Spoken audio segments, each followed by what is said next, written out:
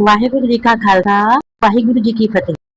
साथ संगत जी, जिस तरह से मैंने आपको पहले भी बताया कि मैंने अपनी एक वीडियो श्री सुखमनी साहब की 9 विशेषताएं करके डाली है। पहली और दूसरी विशेषता मैंने आपको बता दी थी और तीसरी विशेषता के बारे में मैं आपको बता रही हूँ। पहली विशेषता में मैंने 24,000 श्वास कैसे सुखमनी साहब पाठ पढ़ने से सफल हो जाते हैं। दूसरी विशेषता में मैंने कलयुग से रक्षा के लिए भी सुखमनी साहब का मातम बताया था और उसी तरह से ये तीसरी विशेषता है। तो प्लीज वीडियो को पूरा सुने तो ही आपको पता चलेगा कि सुखमनी साहब जी की वाणी का कितना प्रभाव हमारे पर पड़ता है। तीसरी विशेषता में आपको मैं बताती हूँ कि श्री सुखमनी साहब जी की वाणी तन के रोग भी ठीक करती है। पाठक जनों, आप जी ने कृपा के भंडार से भरी वाणी श्री सुखमनी साहब जी की 2 विशेषताएं पढ़ी। पहली की सुखमनी साहब का एक पाठ नियम प्रतिदिन करने से 24,000 साल सफल हो जाते हैं। यह पंचम पातशाह की दया है कि जिज्ञासु कामकाज कारोबार ग्रस्त जीवन में विचरण करते हुए भी कुछ समय सुखमनी साहब की वाणी पढ़कर 8 पहरों के श्वासों को सफल कर लें। दूसरा, सुखमनी साहब जी की वाणी कलयुग से हमारी रक्षा करती है।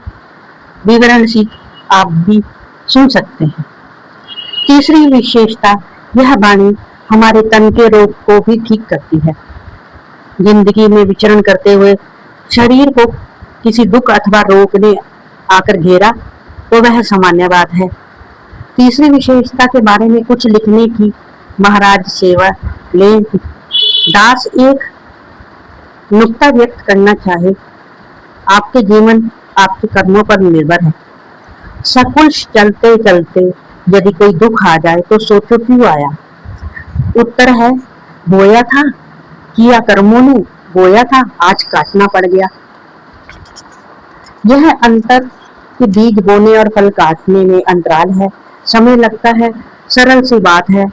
आज गेहूं बोहो, तैयार होने में समय लगेगा। इसी तरह यदि कोई रोग अथवा दुख आया, कभी बोया था तो आया है, यह नहीं मालूम कब बोया था। तन रोगी हो गया। यह तीसरी विशेषता है कि सुखमनी साहब जी की वाणी तन के रोग भी ठीक करती है। सुखमनी साहब जी की वाणी की तीसरी महानता यह है कि यह तन के रोगों से भी छुटकारा दिलवाती है।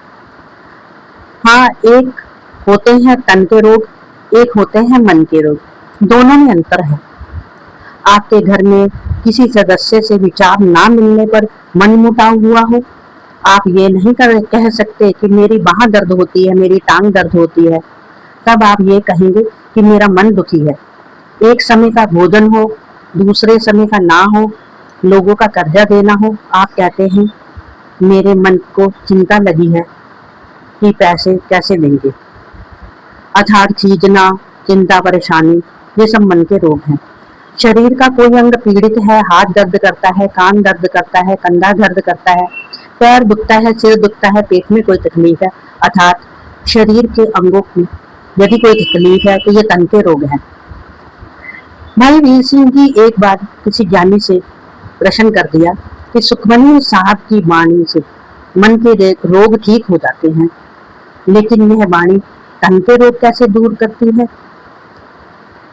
ज्ञानी जी सुखमनी साहब जी का पाठ करते हो? ज्ञानी जी कहते हैं, जी हाँ, नित्य करता हूँ। भाई साहब कहते हैं, क्या आपको मालूम है इस वाणी की पहली अष्टपदी कहाँ से आरंभ होती है? वह कहने लगे, जी हाँ, मालूम है। भाई साहब कहने लगे, हमें बोलकर बताओ। ज्ञानी जी पढ़ने लगे, सिमरो सिमर सिमर सुख पाओ, कल कलेश तन माही मिटाओ। भाई साहब ने यहीं ही रोक दिया और कहने लगे, ज्ञानी जी क्या पढ़ा? कल कलेश। ज्ञानी जी ने आगे पंक्ति पूरी की, तन माही मिटाओ। भाई साहब कहते हैं, ज्ञानी जी यह तो लिखा ही है कि मन माही मिटाओ, तन माही मिटाओ लिखा है, अर्थात शरीर पर यदि कोई कलह कलेश हो अर्थात तकलीफ हो, यह वाणी उसका भी नाश करती है। यह वाणी शारीरिक रोगों से भी बचाती है। महापुरुष विराजमान थे। किसी ने कहा, महापुरुषों, शब्द का जाप दीजिए। उन्होंने जब शब्द का जाप दिया तो वह शरीर कहने लगा। आपको मैं बता दूं कि शरीर किसी इंसान के लिए है, इसलिए उन्होंने इंसान को ही एक शरीर कहा है। तो महापुरुषों ने जब उन्हें जाप दिया, उन्होंने जाप शब्द का दिया, तो वह शरीर कहने लगा, प्राप्ति कितने देर में होगी? महापुरुष कहने लगे 6 माह में। साथ ही कोई अन्य शरीर खड़ा था, वह भी कहने लगा, मुझे भी शब्द का जाप दीजिए। जब उसे जाप दिया, उसने भी पूछ लिया, कितने समय में प्राप्त होगी? महापुरुष कहने लगे 3 वर्ष लगेंगे। वह शरीर बड़ा हैरान, कहने लगा, वह बिल्कुल अनपढ़ है, आपने उससे कहा कि 6 माह लगेंगे, जबकि मैं शिक्षित हूँ। मुझे आपने कह दिया कि 3 वर्ष लगेंगे प्राप्ति को, यह क्यों? महापुरुष कहने लगे, उसके भीतर अहंकार नहीं है। निरक्षर होने के कारण जमीन समतल पड़ी है, कोई कमरा भी बना नहीं है, जबकि तेरे भीतर इतने बुद्धिमत्ता के कमरे बने हैं। 3 वर्ष तो उसे ध्वस्त करने में ही लगेंगे। अर्थात शिक्षित व्यक्ति का एतबार बनाना बड़ा मुश्किल होता है। कुछ वर्ष की बात है, जिस घर में पाठ होता था, वहां गुरु नानक देव विश्वविद्यालय से डॉक्टरों की टीम आती थी और उस घर के बाहर मेज लगा देती थी। जिसने भी अंदर जाना, उसका रक्तचाप उन डॉक्टरों ने चेक करके भेजना। जिनका भी रक्तचाप कम अथवा अधिक होता, उसका नाम, आयु नोट करना। समाप्ति के बाद, यानी कि पाठ की समाप्ति के बाद जब वो बाहर आते थे, उसके पश्चात पुण्य उनका रक्तचाप करते तो वह ठीक होता है। उन्होंने शिविर लगाकर विवरण सहित निष्कर्ष दिया कि जो सुखमनी साहब जी की वाणी पढ़े अथवा सुने, वह रक्तचाप, चिंता आदि के रोगों से बचा रहता है। अमृतसर का एक अस्पताल है।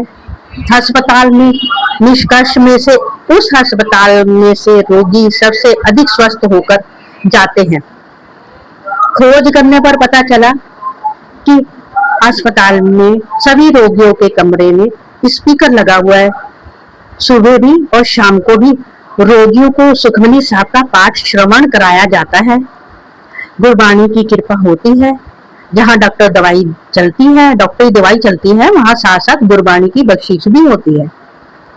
आप भी कभी आजमा लो, चाहे आपके घर में कोई शरीर बीमार हो अथवा आपका बच्चा बीमार हो, दवाई लाओ, दवाई दो, उसके साथ उसके पास बैठकर एक पाठ सुखमनी साहब का करके देखो। दवाई कैसे असर करती है? दवाई के साथ गुरबाणी की ताकत, गुरबाणी की बख्शीश भी शामिल हो जाती है। वह सज्जन कहने लगे, मेरा मतलब कि मैं एक सज्जन जो थे, दूसरी गाथा बता रही हूँ कि एक सज्जन कहने लगे कि मेरा नाम डॉक्टर परमजीत सिंह राणा है। दास ने कहा, बड़ी खुशी हुई आपसे मिलकर, सेवा बताओ। वह कहने लगे, मैं एक डॉक्टर हूँ, गुरबाणी की बख्शीश कई बार मेरे साथ बीती है। एक घटना सुनाना चाहता हूँ। मेरे क्लिनिक में एक महिला जिसे छाती के पास रसोली थी। एक्सरे के पश्चात मैंने कहा, आपका ऑपरेशन करना पड़ेगा। 10 दिन का समय दिया। 10 दिन पश्चात जब वह महिला ऑपरेशन के लिए आई, मैंने दोबारा उसके एक्सरे लिए। वह कहने लगे, मेरी आश्चर्य का सीमा नहीं रही कि रसोली नाम की शरीर में कोई वस्तु ही नहीं है। मैंने पहले एक्सरे देखा, उसमें रसोली है। पहले एक्सरे में, नए एक्सरे में रसोली है ही नहीं। डॉक्टर राणा कहने लगे, यह कैसे हो सकता है? पहले एक्सरे में रसोली है, आज वाले में है ही नहीं। वह कहते हैं, महिला ने बताया कि वह जब 10 दिन पूर्व आपसे तिथि यानी कि डेट ऑपरेशन की लेकर गई थी, तो मार्ग में उसे किसी गुरुमुख से सारी बात खुलकर हुई। उसने बताया, बाबा दीप सिंह जी कलगीधर के प्यारे हैं, बाणी पढ़ने वाले पर बहुत दयालु होते हैं। उन्होंने मार्ग बताया कि बाबा जी के स्थान पर जाकर सुखमनी साहिब का पाठ रोज करो, व ज्योत का घी रसोली वाली जगह पर लगाओ, प्रार्थना करो, सतगुरु कृपा करेंगे। डॉक्टर साहब कहते हैं, उस महिला ने बताया कि वह गुरुमुख के निर्देशानुसार मैं रोज ही श्री सुखमनी साहब का पाठ करती रही और ज्योत का घी लगाती रही। मैंने सब कुछ इसलिए किया कि ऑपरेशन ठीक हो जाए। लेकिन डॉक्टर साहब कहने लगे, मैंने उससे कहा, सुखमनी साहब व बाबा दीप सिंह जी के स्थान की ज्योत के घी के कारण आपकी रसोली जल गई है। दास के पास उस डॉक्टर का पता भी है। एक पढ़े लिखे डॉक्टर इस बात पर सहमत हो गए हैं कि सुखमनी साहब जी की वाणी शरीर के रोगों को भी ठीक करती है। अब एक और गाथा सुनिए। अमेरिका की नासा यूनिवर्सिटी में नौकरी करने वाले एक चोटी का 64 वर्षीय वैज्ञानिक श्री वासु भारद्वाज, जिसने चंद्र ग्रह व मंगल ग्रह के बारे में 2 किताबें लिखी हैं, उन्होंने मौखिक बताया, मैं पक्का नास्तिक हूँ। मेरी पत्नी सिंधी परिवार में से है जी और उसकी गुरबाणी पर बड़ी श्रद्धा थी। उन्होंने बताया कि उनके सिर पर ट्यूमर हो गया, जिससे कैंसर का भयानक रोग हो गया। यह ट्यूमर दाएं कान के ऊपर होने के कारण दाएं कान से सुनाई देना बिल्कुल बंद हो गया। बड़े बड़े डॉक्टरों ने जवाब दे दिया कि इसका कोई उपचार नहीं, आप इस कान से कभी भी नहीं सुन सकोगे।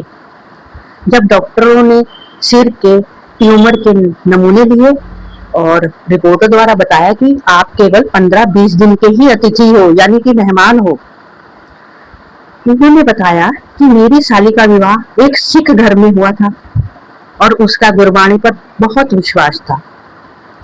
उसने रोज अस्पताल में मुझे सुखमनी साहब का पाठ सुनाना शुरू कर दिया और श्री हरमंदिर अखंड पाठ नियत करवा दिया हरमंदिर साहिब में। उस परमात्मा की कृपा, मेरी हालत के बारे में जानकर उन्होंने शीघ्र ही बारी दे दी। किसी तरह के स्ट्रेचर पर डालकर मुझे अखंड पाठ वाले कमरे में पहुंचाया गया।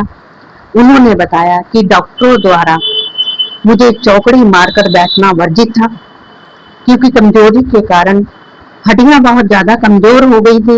लेकिन अखंड पाठ चलते चलते जब श्री सुखमनी साहब के पाठ पर आया तो मैं चौकड़ी मारकर बैठ गया और बड़े ही प्रेम व भावना से पाठ को सुनने लगा। कहते हैं, श्री सुखमनी साहब का पाठ सुनते सुनते मेरे भीतर कुछ अजीब सी वाइब्रेशन होने लगी। उस वाइब्रेशन से इस मन के दौरान एक अजीब बख्शीश हुई कि मेरा दायां कान जो बिल्कुल बंद हो चुका था एकदम खुल गया। अखंड पाठ की समाप्ति के पश्चात मैं अपने पैरों पर खड़ा हो गया और पैदल चलकर अपने कमरे तक गया। अखंड पाठ रखते समय मैं आया स्टेशन पर था, परंतु वापसी के समय पैदल चलकर कमरे तक गया। मेरे परिवार वाले और मैं सब हैरान थे। अपने शहर सूरत में जाकर जब अपने टेस्ट डॉक्टरों से दोबारा करवाए तो पता चला शरीर में से कैंसर खत्म हो चुका था। कैंसर के प्रसिद्ध डॉक्टर भी श्री सुखमनी साहब की वाणी की ताकत को मान गए थे। हो सकता है कोई इस बात को माने ना माने, परंतु डॉक्टर वासु भारद्वाज जी ने कैंसर ठीक होने की रिपोर्ट 200 दीवानों में संगतों को दिखाई थी। कई बार परमात्मा द्वारा मिले सुखों में आदमी इतना लीन हो जाता है कि सुखों का दाता परमात्मा उसे विस्मृत हो जाता है। दास दावे से, गुरु के भरोसे से, वाणी की ताकत के भरोसे से लिख रहा है या सुना रहा है कि यदि आप पर कोई विपदा बन जाए, मुश्किल बन जाए, तो घर में सुखमनी साहब गुटके से ही शुरू कर दो, एक के बाद दूसरा शरीर उस समय अगली पंक्ति पर उंगली रखकर शुरू कर दे। इस तरह दुख का समय कम होना शुरू हो जाता है। थोड़े दिनों की बात है कि संगत में से किसी प्रेमी का रात को 9:30 बजे फोन आया कि हमारा 3 महीने का बच्चा इतना बीमार है कि उसने अपना सिर फेंक दिया है। सिर फेंकने से मतलब यानी अपना सिर को पटकी जा रहा है या एक तरफ हो गया है, रख दिया है उसने अपने आप सिर को। छुट्टी का दिन होने के कारण कोई डॉक्टर भी नहीं मिल रहा। दास ने फोन पर ही गुरु साहब की कृपा से कहा, घर में सुखमनी साहब का पाठ शुरू कर दो। एक शरीर थक जाए तो गुटका साहिब पर उंगली से पंक्ति बताकर दूसरे शरीर को बिठा देना। सुखमनी साहब की वाणी की बख्शीश के कारण कोई घंटे पश्चात ही उसका दोबारा फोन आया। कहने लगे, शाम के 6 बजे के चक्कर काट रहे हैं, अपना फैमिली डॉक्टर नहीं मिल रहा था। जब घर सुखमनी साहब का पाठ शुरू किया तो थोड़ी देर पश्चात ही फैमिली डॉक्टर मिल गया। जो उसने टीका लगाया तो वह भी असर कर गया। डॉक्टर ने कहा कि अब खतरे वाली कोई बात नहीं है। जो बच्चे ने सिर फेंक दिया था वह ठीक हो गया है। देखो, सुखमनी साहब की वाणी पड़ी, सब विधि भी बन गई, अपना फैमिली डॉक्टर भी मिल गया, दवाई भी सही असर कर गई। तो पक्की बात है, कभी भी आजमा लेना। कोई भी तन का रोग हो, नित्य नियम के अलावा सुखमनी साहब जी की वाणी का पाठ करना शुरू कर दो। गुरु साहिब की कृपा से बता रहे हैं कि तेज बारिश की कृपा बरसती है।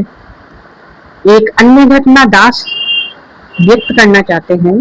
कोई भी उदाहरण इस कारण दी जाती है क्योंकि अन्यथा आप कहोगे कि यूं ही बातें हैं, ऐसे कभी कभी रोग कभी ठीक होते हैं। घटित हुई उदाहरणों को पढ़कर आप बात जो है हृदय को छू जाती है, भरोसा बन जाता है। महेंद्र सिंह नाम का एक व्यक्ति, पता नहीं कौन सा कर्म आगे आ गया, छाती में टीबी हो गया। डॉक्टरों ने चेक करते हुए बताया कि 3री स्टेज का टीबी है। आप जी सभी पढ़े लिखे समझदार हो, जानते हो पहली 2री स्टेज की टीबी दवाइयों की पकड़ में आ जाती है, परंतु 3री स्टेज की बीमारी जो होती है वो बहुत खतरनाक होती है। डॉक्टरों ने दवाइयां दे दी पर साथ में कह भी दिया, पता नहीं ना कि यह हिदायत भी दे दी कि कहीं आना जाना हो तो काम करना हो तो मुंह पर कपड़ा रखकर बांध कर ही काम करना, अन्यथा तेरी हवा के साथ किसी अन्य को भी यह रोग हो जाने का डर है। बाबा ईश्वर सिंह जी राणा साहिब वालों का संगी था। जब उसने अपना दुख बताया तो कहने लगी, इतना उदास क्यों है, दिल मत छोड़। एक पाठ सुखमनी साहब का सायकाल को, एक पाठ सुखमनी साहब का श्री बंगला साहब गुरुद्वारे में बैठकर करना है। जहाँ संगत चरण धोती है वहां सेवा कर, जूतों की सेवा कर, झाड़ू की सेवा कर। कुछ अन्य प्रतिबंध भी लगाए कि किसी के घर मत जाना, वहां गुरुद्वारे ही केवल एक प्रसाद के आधार पर ही, एक प्रसाद आधार के लिए सिर्फ खाना है, ज्यादा नहीं खाना है। इसी तरह 13 दिन तक महापुरुषों की बताई युक्ति अनुसार उसने सुखमनी साहब की वाणी पढ़ी। जब 14वां दिन आया तो दोबारा डॉक्टर के पास जाकर चेक करवाया, दोबारा एक्सरे करवा कर देखा तो डॉक्टर देखकर चकित हो गए। उस नए एक्सरे में छाती पर एक भी दाग टीबी का नहीं था। यहाँ दास एक विनती कर दे कि दवाई नहीं छोड़नी।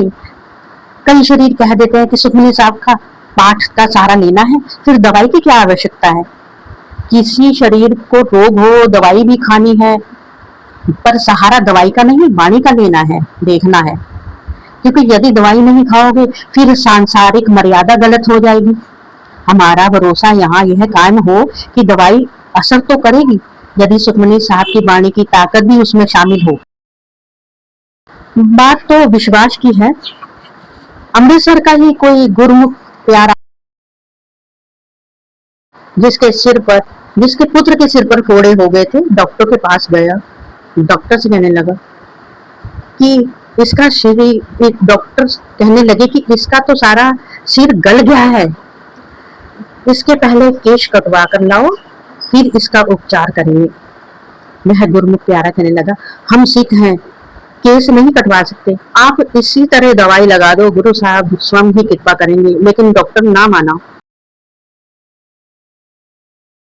वह गुरमुख प्यारा अपने पुत्र की उंगली पकड़कर उसे हरमंदर साहब दुखभंजनी बेरी के स्थान पर ले गया। आप जानते हो, सिर गला हो तो पानी डालने से घाव और खराब हो जाने का डर होता है। उस गुरमुख प्यारे की श्रद्धा, भरोसा, विश्वास उसने के सहित अपने पुत्र को दुखभंजनी बेरी के सरोवर में स्नान करवा दिया और वहां भी दीवार से लगकर श्री सुखमनी साहब का पाठ किया। भीतर जाकर देख करवाई, प्रार्थना की कि सतगुरु कृपा करो। नित्य ही उन्होंने इस तरह करना शुरू कर दिया। अपने पुत्र को दुखभंजनी बेरी के स्थान पर सरोवर में केशव सहित स्नान करवाना, सुखमनी साहिब का पाठ खड़े होकर पढ़ना और देख करवा कर प्रार्थना करवाने।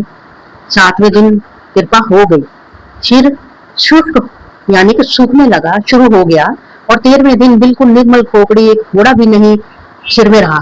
ये तो वर्तमान समय की बातें हैं। कितनी बड़ी ऐतिहासिक साक्षी भी इस बात से संकलित है कि श्री सुखमनी साहब की वाणी तन के रोग भी ठीक करती है। श्री गुरु अर्जुन देव जी ने यह वाणी उच्चारण करके यह अनमोल भंडार दुनिया के दामन में डाला है। तो संगतों, इस वाणी को नित्य नींद पढ़ने का उन्होंने उपदेश दिया। इसके फलस्वरूप बहुत सारे सिखों ने इस वाणी को कंठ भी कर लिया है।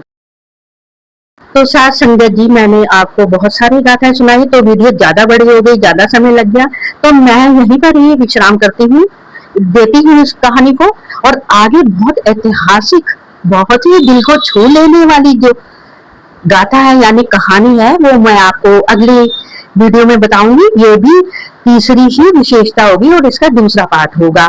तो मैं आपको ये कहानी या जो मेरी गाथा है, ये सुखमनी साहब की तीसरी विशेषता जो है, आपको कैसी लगी, आप प्लीज मुझे कमेंट करके बताइएगा। और कोई गलती हो तो माफ कीजिएगा, क्योंकि अभी तो मेरी नई वीडियो है, ये आगे आगे सुधार होगा, थोड़ा बोलने में भी सुधार होगा। तो जल्द ज्यादा से ज्यादा मेरी वीडियो को सब्सक्राइब कीजिएगा, लाइक कीजिएगा और शेयर कीजिएगा। वाहिगुरु जी का खालसा, वाहिगुरु जी की फतेह।